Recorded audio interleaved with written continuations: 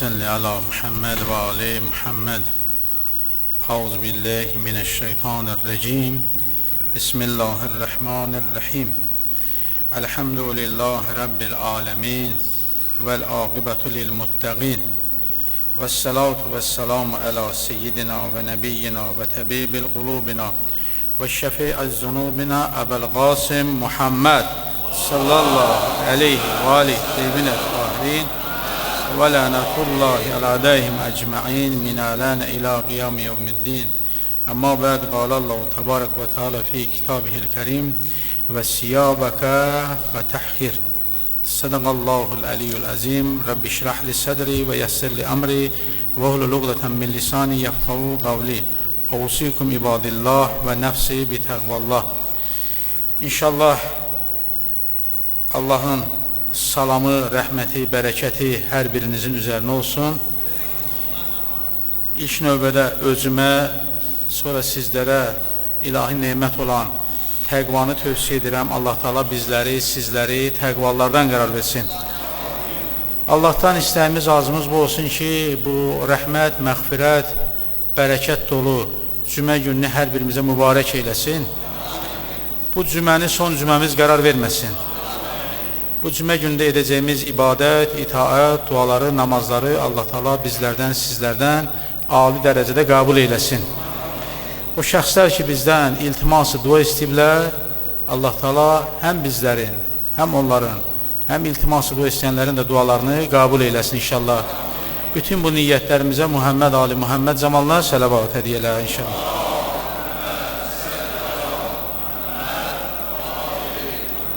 İnşallah dəyərli möminlər, möminələr, bugün Səfər ayının son günlərini yaşayırıq, Səfər ayındayıq. Bu cüməmiz Səfər ayı ilə bağlı bir cümədir. Mövzumuz bu texnologiyanın, texniki tərəqqinin inkişaf elədiyi bir dövrdə, zamanda mənəviyyatın qorunmasıdır. Çox çətin bir dövrdə, zamanda yaşayırıq. İnşallah ki, Səfər ayı ilə bağlı ikinci xütbəmizdə söhbət edəcəm, danışacağım. Amma birinci xütbəmizdə inşallah bir qədər bugünkü dövrdə, bugünkü zamanda iman qorumaq, mənəviyyatı qorumaq barədə bir neçə bildiklərinizi təkrar sizə yaddaş edim inşallah. Allah da bu işdə həm bizə, həm sizə kömək olsun, yardımcımız olsun. Bax, indi qardaş da gəldi, indi əlində telefon, hamımızın əlində telefon. İçəri daxil olanda telefonsuz, mənə gəlir bir qardaşımız, ana bacı yoxdur, hamı telefonlandı bugün maşallah. Və hətta söhbət edə də, danışa da, içəri girə də, az qala namaz qıla da, bu telefonla elə, ne bilim, namazımızı qıla, belə bir şey, vəziyyətə gəlib çıxmışıq, düşmüşük. Kimsə desə ki, yox, biraz yanlışlıq etmiş olar. Və belə bir dövrdə biz hardan gəldik? Zaman əgər biz bir qədər irəli getsək, dədə-babalarımız radiodan və yaxud o simsiz teleqrafdan, telefondan bir səs, bir yazı alırdılarsa, onu özləri üçün böyük bir inkişaf, kəşf bilirdilər. Texniki tərəqqi bilirdilər. Amma sonralar nə gəldi, nə yarandı? Televizorlar çıxdı. Yadınıza gələr, bir cür televizorlar çıxdı, rəngsiz idi. Və onları bir kanaldan başqa kanala çevirmək üçün gedərdin, oturduğun yerdə, divandan, stoldan gedərdin, onu belə çık döndərərdin. İndi o da ya görsədərdi, ya görsədməzdi. Bir dənə vurardın o televizoru o tərəfinə, bu tərəfinə, bitər bir cür. O qara-ağ televizordan başladı. Qara-ağ televizorlarımız sonra başladı rəngli, sonra başladı düymələrlə, knopkalarla və daha sonra bugünkü gündə pultla və telefonla uzaqdan idarə olunur o televizorlar. Televizorlardan sonra telefonlar çıxdı. Telefonlardan insanlar uzaqdan məsafəli danışırdılar. Əvvəl görüntüsüz danışırdılar, bugün artıq görüntülü danışırlar. Sonra bir ara videolar çıxdı, video kameralar çıxdı, başladı video kasetlər, sonra disklər çıxdı, sonra flash kartlar çıxdı, sonra yaddaş kartına nə deyirlər? Görün, bilən yaddaşında olan var, balaca yaddaş kartı olur telefonda. O kartlar çıxdı və o balaca kartın içində insanın nə qədər istəyirsən oraya yaddaşı 2 megabayt var, 3 megabayt var, 4 megabayt var. Sonra YouTube çıxdı, Facebook çıxdı, TikTok çıxdı, Instagram çıxdı, ChatGPT, süni intellekt. Həyat ona doğru gedir. Biz istəsək də, istəməsək də bu texniki tərəqqinin, bu texnologiyanın, bu sadaladıqlarımın içində biz vuruşuruq, çarpışırıq, güləşirik. Hələ ki o bizə güc gəlir. Çoxunuz etiraf edərsiniz ki, güc gəlir. İndi çoxları görsən yata bilmir, o telefonda olan hər hansı bir səhifəyə girir, onlar vasitəsilə ona baxa-baxa yatır. Deyir, yuxum gəlmir, telefona baxa-baxa yatıram. Və yaxud hər hansı bir mövzunu axtarırsan, girirsən, ChatGPT orada tapırsan. Bir deyirsən ki, bir çətinliyin var, sıxıntın var və yaxud bir iş görmək istəyirsən, bir yazı yazmaq istəyirsən, əsər yazmaq istəyirsən, şeir yazmaq istəyirsən və s. və ilə axır. Həkimdən məsləhət almaq istəyirsən, girirsən telefona. Yəni biz bugün desək ki, bundan imtina eləyək, telefonu qoyaq kənara, bu sadaladıqlarımı deyək, qoyaq kənara, bu mümkün deyil. Bunlarsız həyat mümkün deyil. Bizə düşən nədir? Bunlarla bərabər biz bunlarla necə davranaq? Necə davranaq ki, bu bizim imanımıza o qədər təsir qoymasın, bizim imanımıza güc gəlməsin. O məşhur bir hədis var, mübarək bir hədis. Mübarək Həzrət Əli əleyhissalam, Mövla-i Müttəqiyan Əli əleyhissalamın dilindən gələn bu hədis o qədər mənə hər dəfə deyəndə ləzzət eləyir. Deyir ki, vaxt gələr, imanı əldə saxlamaq, közü əldə saxlamaqdan çətin olacaq. Bu, bugün həmən dövrdür. Çox çətindir iman əldən saxlamaq. Odur, çalışmaq lazımdır ki, bugünkü dövrdə, indi məsələ gəlib o yerə çatıb ki, körpə balalarımız da elə dünyaya gələndən sonra o texnologiya, texniki tərəqqi, müasir texnika, bu telefonun əsri olub. Körpədən böyüyə biz hamımız bu telefonun əsri olmuşuq.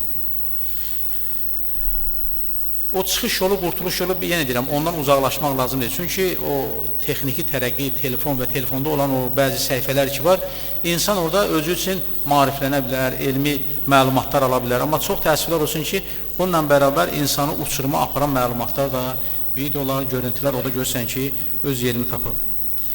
İndi uşaqlar böyükləri uzaq etmək olmur, deyək, böyüklər başa düşürlər, dərk edirlər, düşünürlər, belə biraz özümüzə təskinlik verir ki, böyükdür də bu insan. Amma uşaqlarla bağlı bizim problemlərimiz çoxdur. Uşaq ağlayan kimi ana nə eləyir? Telefonu verir, sakitləşdirir. Uşaq yemək yemir, telefonu verir. Uşaq yatmır, telefonu verir. Əvvəl uşaq ağlayanda ona bir qucağa tutardılar, laylay deyərdilər, beşiyə qoyardılar. Ana da əziyyət çəkərdi, uşaq da onun təsirindən yuxuya dalardı. İndi ən rahat variant nədir? Telefonu verir, ana gedir işin dalıca, nənə gedir işin dalıca, valideynlər uşağı onunla sakitləşdiririk. Yemək yemir, uşağa bir şey görsədir, o video baxa-baxa, telefona baxa-baxa yeməyi yiyir.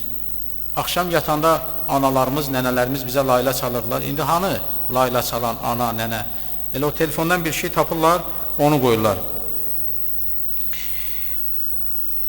Bu telefon, elə deyək, texnologiyalar əsri, texniki tərəqqi, belə deyək, bugün bir çox fəsadlar törədir. Əsas məsələ bizim o fəsadlardan özümüzü qorumaq, övladlarımızı, ailəmizi, uşaqlarımızı, yaxınlarımızı bunlardan qorumaqdır. Əsas bizim üzərimizə düşən məsələ bundan ibarətdir. Mən Quran-ı Kərimdən bir ayə ki, nəzər diqqətinizə çatdırdım. Allah Teala Quran-ı Kərimdə Müddəssir surəsinin 4-cü ayəsində buyurur ki, və siyabəkə fətəhxir, geyimini və ya libasını təmiz saxla. Təfsirçilər bunun haqqında həm insanın zahiri, həm də məcazi mənada izah edirlər ki, zahiri mənası budur ki, insan öz paltarını, geyimini, bədənini pak saxlamalıdır. Niyə tövsiyə olunub? Dəstəmaz almaq, cümə quslu vermək, qusul vermək, cüməyə gedəndə ətirlənmək, təzə paltar yox, təmiz paltar geyinmək, təzə paltarın var, lap yaxşı, təzə paltarla gəl. Amma cümə günü görsən, bunlar hamısı tövsiyə olunur. Burada paltarın bir mənası da insanın qəlbidir və yaxud da insanın əməlləridir. İnsan öz qəlbini və əməllərini günahdan, pisliklərdən qorumalıdır, onları təmiz saxlamalıdır. Və bugünkü dövrdə alimlər deyirlər ki, insanın öz qəlbini və əməllərini pak saxlaması üçün belə bir dövrdə Hz. Əleyhisselam mübarək bir hədisini deyirlər. Deyir ki, İmam Əleyhisselam buyurur ki, susu imanəkum bis sədəqati və hassinu ənvələkum biz zəkati və edfəu ənvəcəl bəlaə bid-duayı. Mövla-i Müttəqən Əleyhisselam buyurur ki, imanınızı sədəqə ilə möhkəmləndirin. Malınızı zəkatla qoruyun, zəkat verməklə qoruyun. Bəlalar dalğalarını özünüzdən dualar ilə dəf edin. 3 mühüm məsələyə Həzrət Əleyhisselam toxunur. Birinci, zəkat vermək məsələsi, daha doğrusu sədəqə vermək məsələsi. İkinci, malın zəkatını vermək. Üçüncü isə dua etmək. Bunlar bugünkü gündə insan bunları edərsə, alimlər deyir ki, özünü o bugünkü texnologiyaların fəsadlarından, onların əsrinə düşməkdən özünü qoruya bilər. Sədəqə insanı bir çox şeylərdən qoruyar. Bilirsiniz, bunu dəfələrlə demişik ki, sədəqənin insana verdiyi xeyirlər. Zəkat insanın malının artmasına kömək olar. Və sonda dua bizim bugün əlimizdə gələn nədir? Kumel duasında nə buyurur? Deyir, silahı ağlamaq olan duamızdır. Bizim silahımız bugün ağlamaqla bərabər duamızdır. Müminin silahı onun duasıdır. Və o dualarla insan bir məqama gəlib çata bilər ki, həm sədəqə ilə, həm zəkatla, həm dua ilə insan bəlalar dalğasını özündən dəf edə bilər. Bəzi insanlar bu sosial şəbəkədən, bu indi tiktokerlər var, nə bilim, youtuberlər var, nə deyirlər ona, Instagramdan istifadə edənlər var, Facebookdan istifadə edənlər, sosial şəbəkələrdən istifadə edənlər var, blogerlər var. Bunlar yaxşıdır. Bəzilərindən görürsən yaxşı məlumatlar adam alır, toplayır. Bəziləri insanları çaşqınlığa salır. İnsanların milli, mənəvi dəyərlərinə toxunur.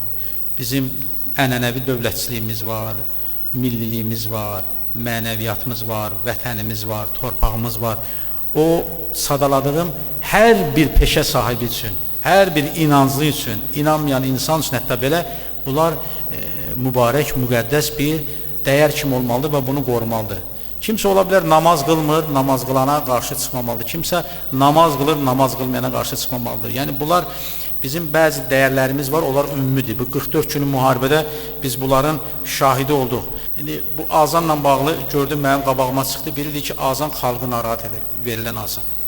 Azan xalqı narahat eləmir. Azana verəndə biz bugün dinimiz, əgər bir insan müsəlmandırsa və bizim məmləkətimiz də ölkə, dövlət, torpaq müsəlman ölkəsidirsə, burada azanın verilməsi labüddür. Və verilən azan bütün mənbələrə baxın, dini mənbələrə, azan səsi ilə nə qədər insanlar şəfa tapıb. Niyə təzə doğulmuş uşaq, yeni dünyaya gəlmiş uşağa deyir, sağ qulağına azandır, sol qulağına iqamədir.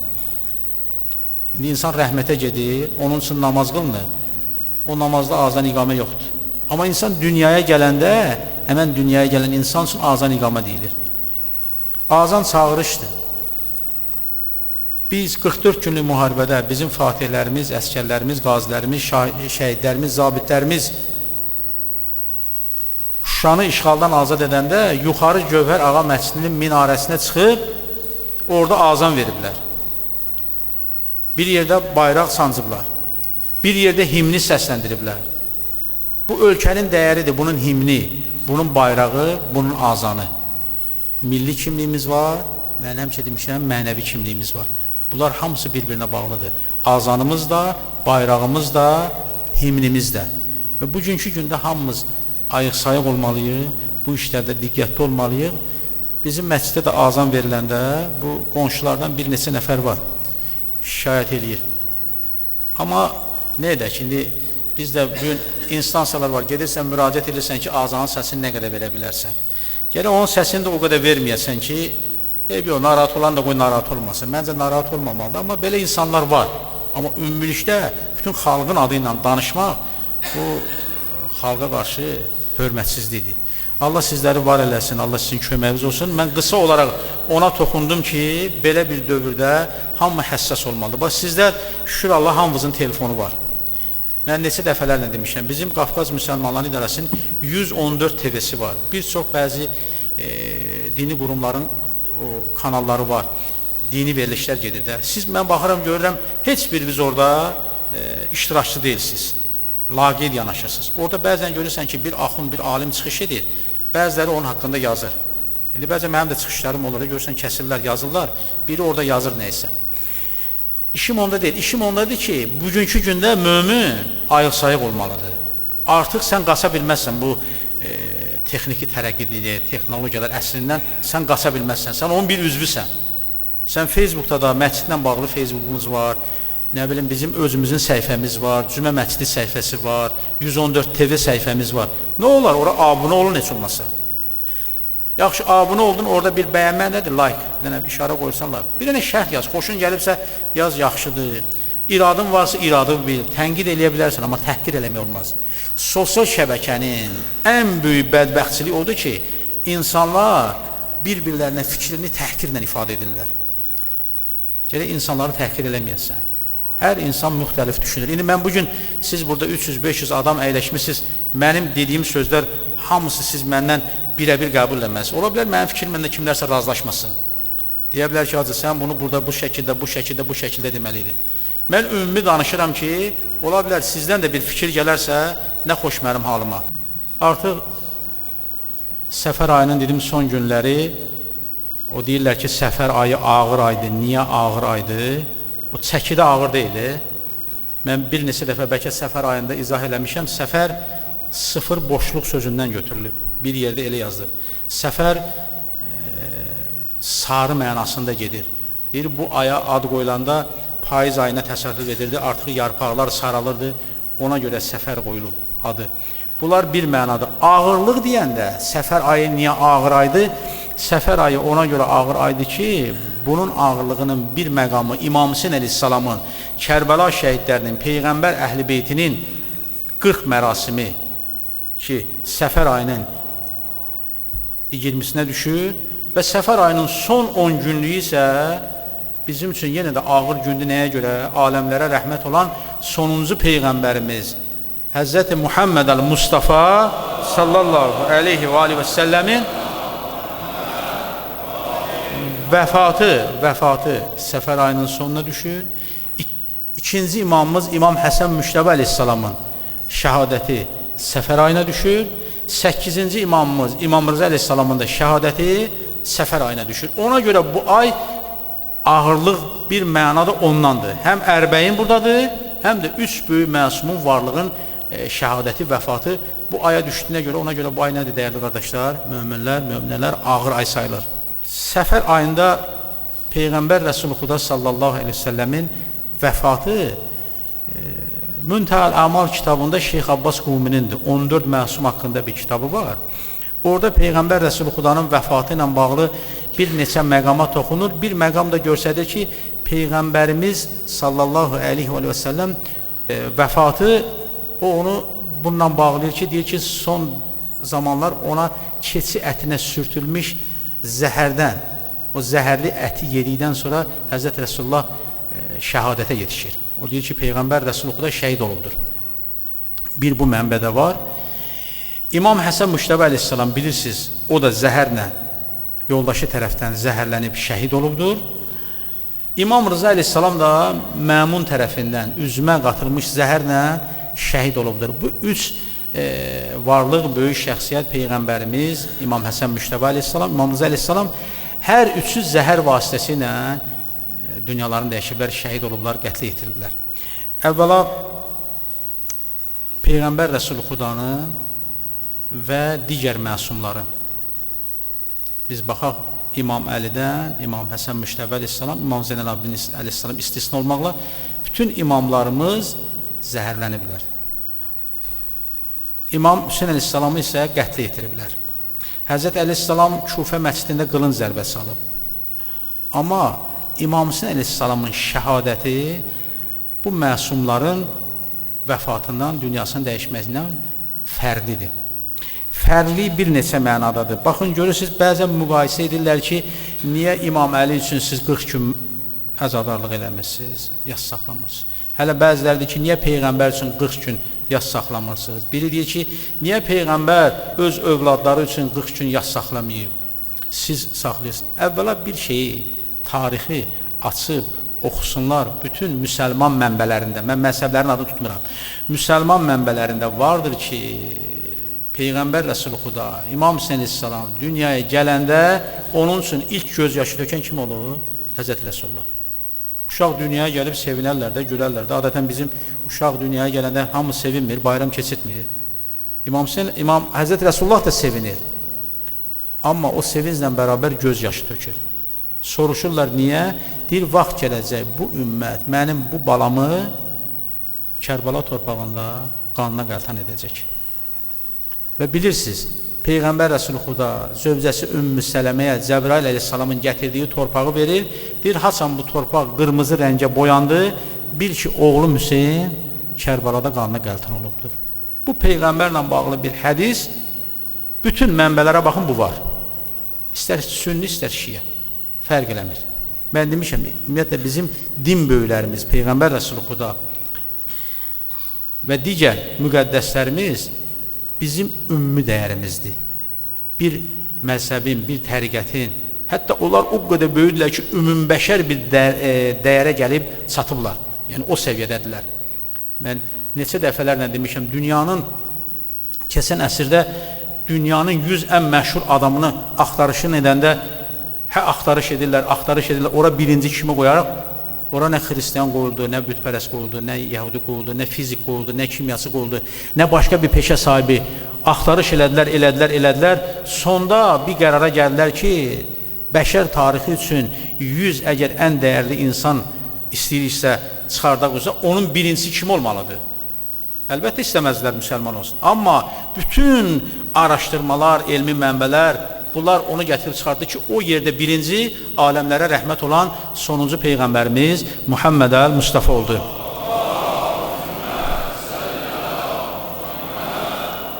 Baxın dostlar, Peyğəmbərimiz bəşər tarixində, dünya tarixində, elm çatında, ziyaların yanında araşdırdılar, birinci oldu, düzdürmü?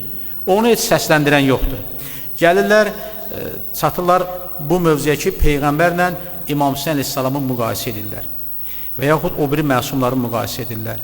Deyir ki, Uhudda Peyğəmbərin qanı, dişi qanamışdı, başı qanamışdı, indi bir qədər bilirsiniz yaralanmışdı, hətta Peyğəmbərin ölüm xəbəri gəlib çatır.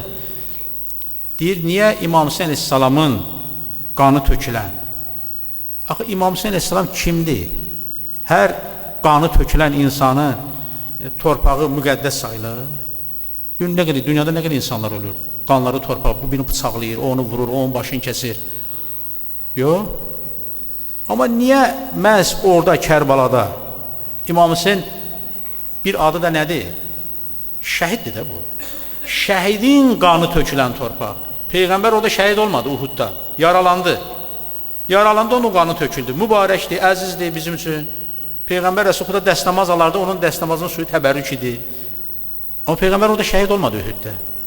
Həzrət Əleyhisselam Küfədə qılın zərbəsi aldı, orada şəhid olmadı, gəldi evində şəhid oldu. İmam Həsən Əleyhisselam döyüş meydanında şəhid olmadı. İmam Zeynəl Abidin Əleyhisselam, İmam Məhəmməd Baqir Əleyhisselam, digər imamlarımız. Bu müqayisə çox cılız bir müqayisədir. Biz deyirik ki, şəhidin qanı tökülən torpaq müqəddəsdir, mübarəkdir. Bugün o şəhid 44 günlük müharibədə bizim Şuşamızda, Qarabağımızda onun qanı orada tökülüb, sonra bizim üçün müqəddəsdir. Bugün bizim o şəhidimiz şəhidlər xiyabanında dəfn olursa, o şəhidlər xiyabanı bizim üçün müqəddəsdir, mübarəkdir, ziyarətgahdır. Məsələ şəhidlik məsələsidir. Biraz da məsələyə o tərəfdən, o aspektdən yanaşmaq lazımdır ki, İmam Hüseyin əleyhissalam şəhid olur. Və şəhid də sıradan bir şəhid olmayıb, bir güllə ilə, bir bıçaqla, bir qılınc yarası ilə. Yox. Şəhidlikdən sonra başı bədəndən ayrılıb, bədən üzvləri parça-parça olur. Üstündə atlar gəzilib, cəsədlər qalıb, dəfn olunmayıb. Nə müqayisədir? Bunu müqayisə edirlər. Bəziləri də görürsən ki, biz öz şəhidlərimizdən başqa heç kimi tanımırıq. Şəhidlərimiz bizim baş tacımızdır. Həm 1-ci Qarabağ, həm 2-ci Qarabağ, həm antiterrorda. Hamısı bizim baş tacımızdır. Yaxşı, bu şəhidlər, əsgərlərimiz getdi Qarabağda Şuşanı fəth edəndə, o yuxarı Cövhər Ağa məscidini orada azan verir. O azanı hardan eşitmişdi?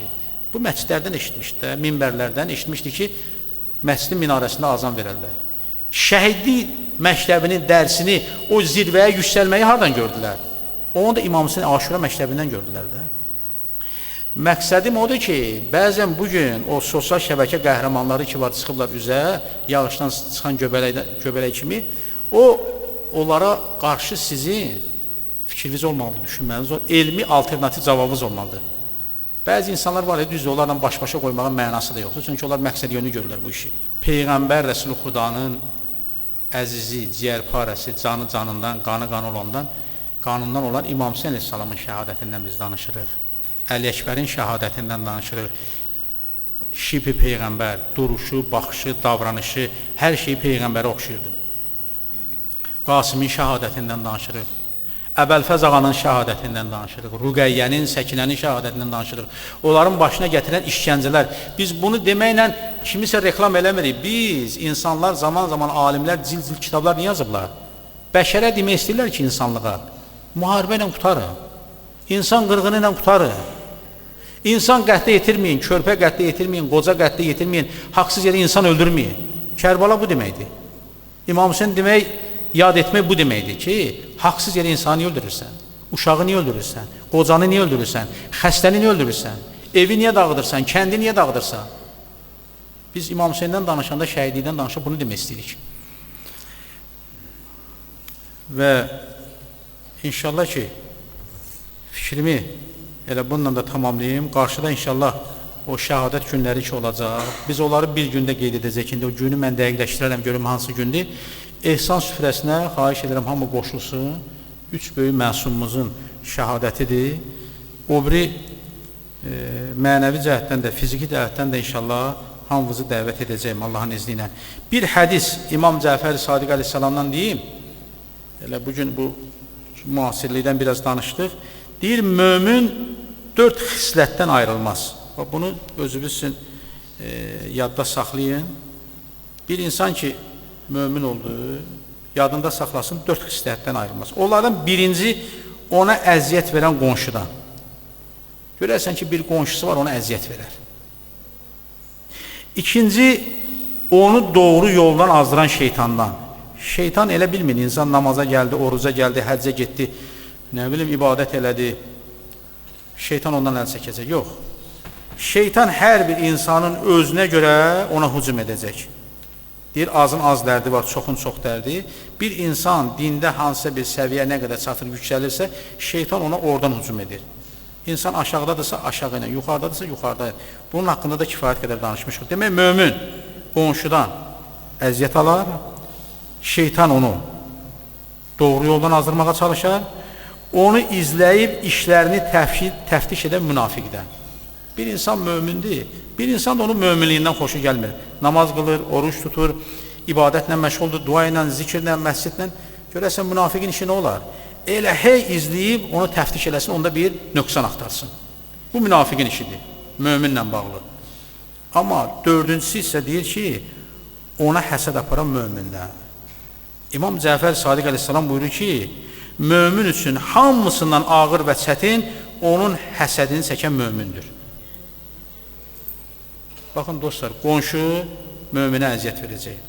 Şeytan onu doğru yoldan azdırmaq üçün bütün vasitələrdən istifadə edəcək. Münafiq onu təftiş edəcək, axtarış edəcək ki, ondan bir nöqsan tapsın. Və imam buyurur ki, onu həsəd aparan mömin ondan ayrılmayacaq. Görəsən, bir insan mömindir, amma qəlbində həsəd var.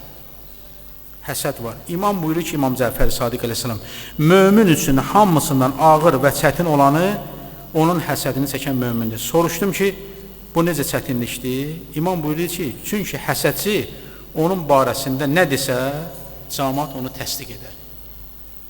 Baxın, mömin gərək həsəd, paxıllıq, yalan, bunlar gərək olmasın da. İndi nə edək? Bəzən həsəd, bəzən təkəbbürlük, bəzən paxıllıq, bəzən tamah bizə üst gəlir. Bu qədər ibadət, itaatın içində bu da günahın bir növüdür.